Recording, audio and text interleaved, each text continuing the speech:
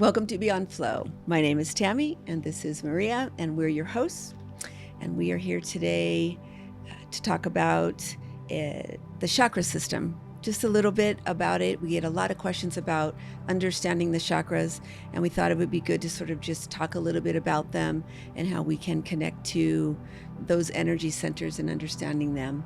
And before we get started, I wanted to remind you to please share our podcast, our Instagram, Beyond Flow. Subscribe for sure to the podcast if you're enjoying this, and let others know so we can continue to grow and continue to share this together.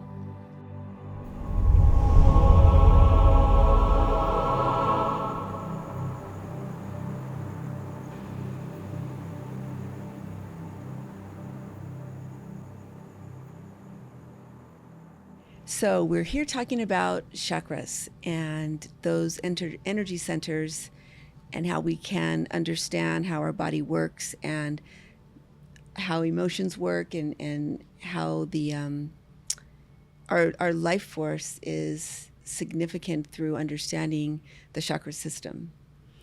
So I wanted to start with a quote from Paramahansa Yogananda about the chakras. So he said, "Within the spine are the 7 golden stairs by which the soul climbs to God. The chakras are not fantasies. They are the astral organs of your divine awakening." Astral organs. Wow. So that's what I wanted to start with, and Wow. I think we could take we after that, it's a lot to. That's powerful. I mean, you know, when I first remember learning about the chakra system, it was kind of analogy of understanding that the energy centers sit on our spine, and energy centers can be blocked. And when energies get blocked, we can have, repercussions. And so the example of a chiropractor, and you actually experienced this. So you had knee issues, and your knee gets locked, and you've had some things in the past. But I remember you were like, I can't even walk, and you saw a chiropractor who adjusted your spine to allow for blood to flow to your knee. So because of the misalignment right. of the spine, the blood wasn't flowing. And you went from the potential of having to have surgery to within 2 weeks walking fine and everything, you never suffered. So it's like understanding that when we open that energy or we realign, and that energy can flow through. So a cosmic organ is a cosmic organ. Is what the chakras are. We have the physical organs, and then the cosmic organs. And if we take it even further, since you mentioned that about the knees, because it's all related to our emotions. So I remember when I was going through that, talking with a chiropractor of, what are you afraid of moving forward? Like, why are you so stuck maybe in your ways? Like, maybe you're being stubborn about something. Maybe there's something that you're afraid what's ahead of you. Right. So, it gave me a moment to then understand, well, maybe there's something here for me to look within. And then it always starts within. And then that's where I think that quote was so amazing, because that's where meditation comes. Yeah. So that's so true. Yeah. And the it's like you're talking about with the knees. I think the heart is one that is definitely experienced by a lot of people. I think most of the time people that have heart attacks or have heart issues, they have issues with their emotions. It's a direct link to their ability to express love to others. And we'll talk about each chakra in just a real brief explanation of what the energy is around. But the heart chakra, it's a disconnection from people, an inability to love others, to feel like as though your heart is hardened, right? That you're blocked from successful relationships with others, and heart attack. And it's almost every time, if you know someone that's dealing with significant heart issues, there's a part of them that's hardened, and it's life, and and it's like could be reasons why, but it is something we have to be aware of to shift. And then if we think of the root chakra, which is our stability, the majority of people that have issues with, fears of, am I going to have enough money? Am I going to have, a place to live? Sometimes it can even be that they overindulge in something, right? Then that is because your root chakra, which is your foundation, it's not grounded, right? So it's understanding how the emotions is not just an emotion, right? But that if we can balance, or that if we can even connect to the chakra system, the cosmic organs, then our life we can go through this life lighter, and more balance, and more in unity with the mind and the spirit and the heart. Our true self, which is a higher vibration. Our higher self is a perfected state of this physical one we're dealing with, and we do this over and over in different physical outfits, or whatever we want to call the body. And connecting to our perfected self, is through consciousness, through meditation, through prayer, through visualization, and the physical manifestations come when we forget about that stuff. I don't know how anyone survives this physical world without some sort of spiritual practice. It just seems impossible to me to do it, to come out. We all are going to make that transition, but to come out at the end of it feeling though we actually enjoyed this physical life, which we are meant to enjoy it, especially as we get older. It's almost like the need for it gets stronger and stronger and stronger. And so I wanted to say, I remember someone explained to me the chakras, because there's so many different ways that we can connect or understand them. But someone said to me, it was a teacher actually, and he said, so imagine that there is, and we don't have only 7 chakras. That's just the mains. I mean, they say that in the yogi tradition, there's 144. They're like almost like meridian energy centers all over the body. Our body. And then we have the 12. There's 12 chakras that are like, beyond the physical. It's more like the aura, the astral. But what I was going to say on the physical aspect, so in our body, so imagine that you have these wheels, right? In these centers in our spine. And we have the crown, we have the third eye, we have the heart, we have the solar plexus, we have the sacral, and then we have the root chakra. And they all have different vibrations because they all have they vibrate differently. And what happens is, so imagine that those wheels, there's water that comes through it. And that water flows from the higher chakras to the central to the lower chakras. But what happens is, when one of those chakras are blocked, let's say you're going through, a heartbreak, or you're going through, you lost your job, or you don't feel as creative as you want to. It's not random. It's that energy center got blocked. So what happens is that water that it's flowing gets stuck.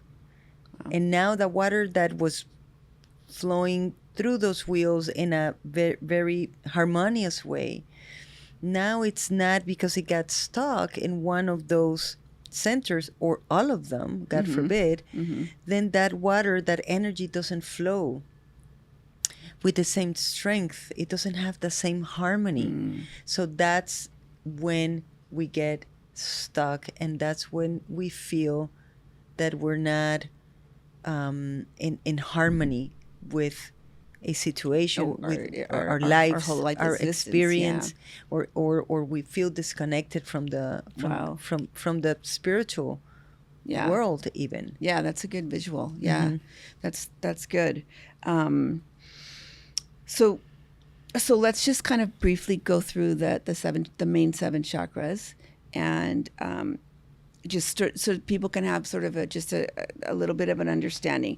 So if we look at the root chakra, if you imagine yourself sitting straight and at the base of your spine, where you're connected to what would be the ground if you were sitting, right? That's your root chakra.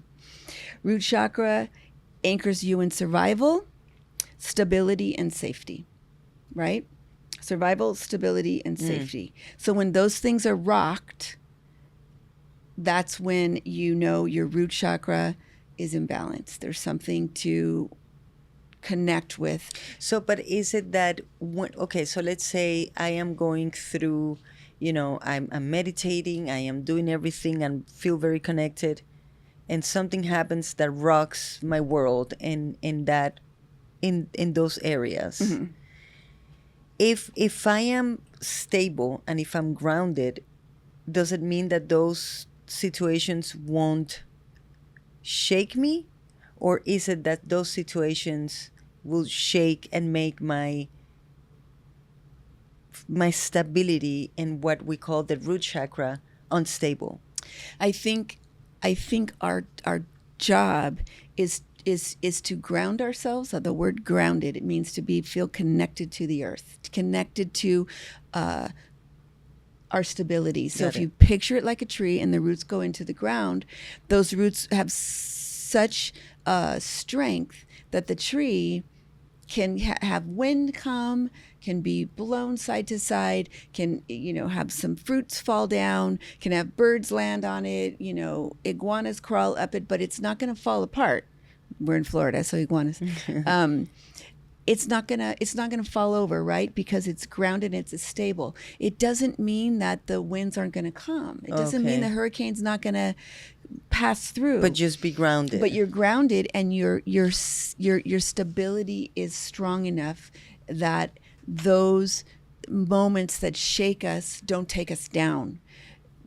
We have to get shaken up sometimes. We have to experience moments that make us make a big shift.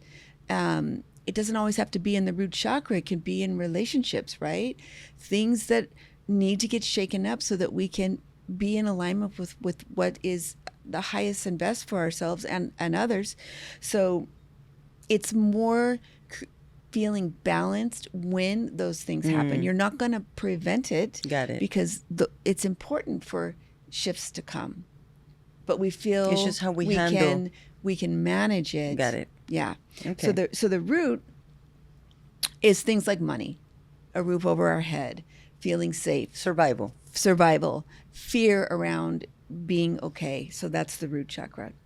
And then so we can talk about the crystal in alignment. So we chose smoky quartz to connect or to support the root chakra, because smoky quartz is one of those stabilities. It's great for business. It's great for safety. When you feel fearful, you can put your hands on a smoky quartz and you immediately can feel as though you're grounded and connected and back stable. So smoky quartz is a really good one to represent. So the sacral chakra, which is the second chakra here, it's like lower abdomen is an easy way to look at it. It's fuels creativity, emotions, sexuality, passions, and ambition. So there's a difference between emotion and what we talk about the heart, which is how we connect with others. This is our basic emotions, anything that we feel. The feeling aspect of life is really the second chakra. It's also reproductive system.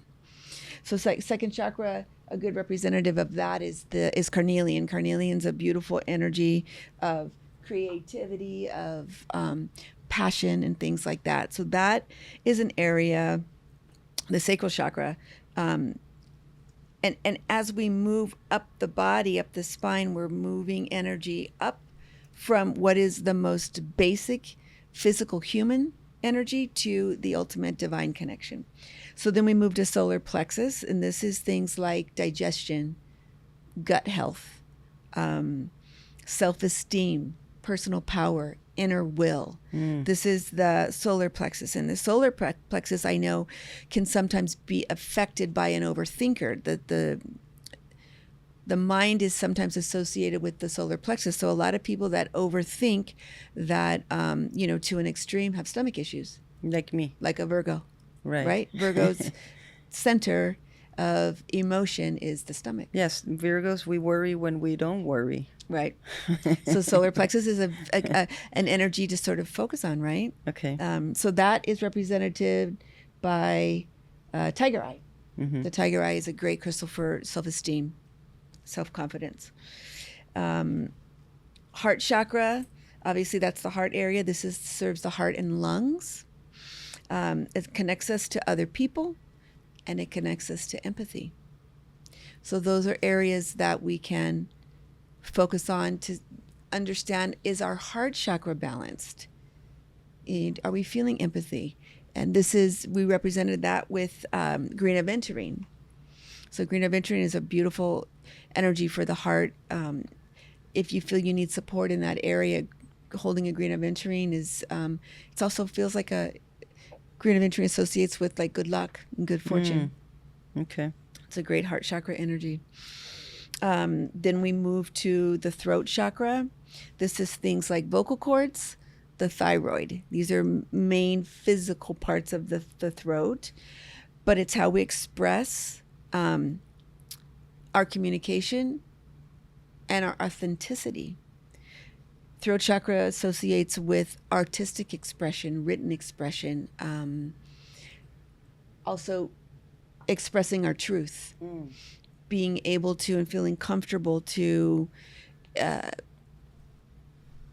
share what is our authentic self. And that gets shut down a lot. Mm-hmm. And that's a problem, because you'll find thyroid issues in people that have been shut down or feel unable to express emotions, express their thoughts, their emotions, but it's the physical expression. So lapis lazuli is a great crystal. It's an artist stone too, from that expression. Then we move to the third eye, which we call that the pineal gland, and this is what guides our intuition and like our psychic insight. The third eye is the eye that we see through higher dimensions. So closing your physical eyes and looking through within to the third eye is that sort of more insightful energy. So we chose the amethyst for that. So the amethyst can be associated with the third eye and the crown chakra, but we went with the amethyst to sort of connect. So if you feel like you'd like to connect with more intuition and focus there, you can, So it's almost like the crystals are also based on... They're totally based on the chakras. On the chakras. Yeah, absolutely. Wow. Absolutely. Crown chakra is really like the brain or this upper energy. It's a connection to spiritual connection and universal consciousness. So clear quartz is another one that is a beautiful energy. It's the master healer too. And so it's a connection to divine energy. And that's, like meditation, right? If you have a hard time meditating, you can work with a crown chakra crystal to sort of help you ease into feeling comfortable with that energy. And a lot of times it's good to feel that you move energy through your chakras, so you can close your eyes and sit quietly and just visualize, as the same way that you visualize water, right, flowing through, you can visualize light, bringing light from your root chakra, and visualize light moving its way through your chakra system, from the root chakra to the crown, pulling that energy up, and it can even circle through. And I wanted to add, the 8th chakra, which, by the way, we have a candle. Yes. and people connect to that candle A lot. And all the candles in the chakra series that we have, every smell, every aroma, every crystal that is put in those candles are associated with each chakra. Yeah. But I wanted to say about the eighth chakra, which is 1.5 foot, the space or the gap or the distance between the physical body. Because I sometimes, even in meditation, I go into that. Yeah. I try not to just be limited by the physical me, but just go a little higher, a little a little higher. And what I like is that it connects with your life's purpose. Yeah. It transcends the physical part of you. I mean, I think they all do, but I think that's why I love that quote from Paramahansa Yogananda, that the chakras are just those cosmic organs. Yeah. So we might not see that they are, that we're complete energy and that we are complete vibration, and connecting to the crystals, connecting to aromas, connecting to different aspects, even sound, the sound vibration can help us not only unblock, but be more connected. Yeah, to those energy centers. Absolutely. And you can use visualization, and you can use, we use the sample of crystals. We have a crystal shop, so it's a physical tool, and I believe it's with physical tools we're able to sort of, as human beings, connect easier. It just helps us. And so you can lay down and actually place crystals that are associated with the different chakras. If you want to focus on a certain chakra, you can place a crystal. It doesn't have to be a really big piece. It can be, a small piece, tumbled crystal, but you can place them on the different chakras laying down and just allow yourself to visualize that energy and pull that energy in. We are vibrational beings, and it's not that out there to draw energy into the body. It's not just eating food or the basic senses. It goes beyond that. So crystals can help hold that energy and move chanting, that energy through. Chanting. Oh my gosh, yeah. It's another way to when you chant the Nam-myoho Renge Kyo, which is from Nichiren Buddhism, one of the things that they say is that it actually, every part of that mantra, the Nam-myoho Renge Kyo, like it's you're actually activating different chakras. So true. And that is, it's a sacred language, it's a sacred mantra. Yeah. But is to not only you're chanting, to change poison into medicine and, for the best outcome, absolute happiness. Yeah. But you're actually chanting for every chakra in your body to be in alignment. Yeah. So it's so true. Yeah, it's like every practice can all be tied together. Correct. It's amazing. So we can you can hold a crystal in your hands. You can lay them on your body. You can hold them in your dominant hand and ask, what do I need today? You can simply just sit with the energy and ask, what is it that I need today? Crystals can infuse energy in and actually help you connect with answering questions. It's amazing. You can wear crystals. A lot of women put crystals in their bra during the day. That's very common because the more it touches your skin, the more you're connected to that vibration. So if you're focused on, let's say, self-confidence and you have a tiger eye, wear it. Put it in your pocket. Put it next to your skin. Get a pendant, a bracelet. The closer they are to you, the better. So the smaller the crystal is, the less the energy sends out. The energy is the energy, but the small one is personal, right? The stuff you wear, it's personal. The bigger crystals radiate into your home or into your office. They send that energy out. So a bigger crystal job is to radiate outward. I love that. More. And, we kind of touched on like affirmations, but, like with your knee, but I just pointed out, so this book is You Can Hear Your Life, Louise Hay. It's been around for ages, and we sell out of it constantly. And because it's a great reference, but she talks about like the different diseases or ailments in the body, and then what that relates to. So if we were to look at the heart, we talk about like heart attack. It's literally heart attack. So the sort of problem area is squeezing all of the joy of the heart, worrying about money or position. That can affect your energy. And the affirmation is, I bring joy back to the center of my heart. I express love to all. So rather than being so constricted and stressed about, it's expressing love outwardly that can help. On the throat chakra, she mentions a blockage is the avenue of expression or the channel of creativity. That's what's blocked. So the affirmation is, I open my heart and sing the joys of love. Everything's about love. But it is an inability. So you can also have an inability to speak oneself, swallow anger, stifle creativity, refuse to change. The affirmation or the mantra is, it's okay to make noise. I express myself freely and joyously. I speak up for myself with ease. I express my creativity. I'm willing to change. Wow. So these are all, I mean, this book is so great I love it. in references to balancing those energies. So, and then I'm going to close with just a simple affirmation for each chakra. And, if we're going through, because I think everybody's going through something, right? That's just the nature of the pressure that we're living these times, but we don't have to be victims of it. We know that everything passes through. And when we do an affirmation that goes into ourselves, like that goes into the memory of ourselves. So we don't do affirmations because, and I think Yogananda again talks about them. Yeah. But okay, so for the root is, I am safe. Sacral, I am creative. Solar plexus, I am strong. Heart, I am love. Throat, I speak my truth. Third eye, I see clearly.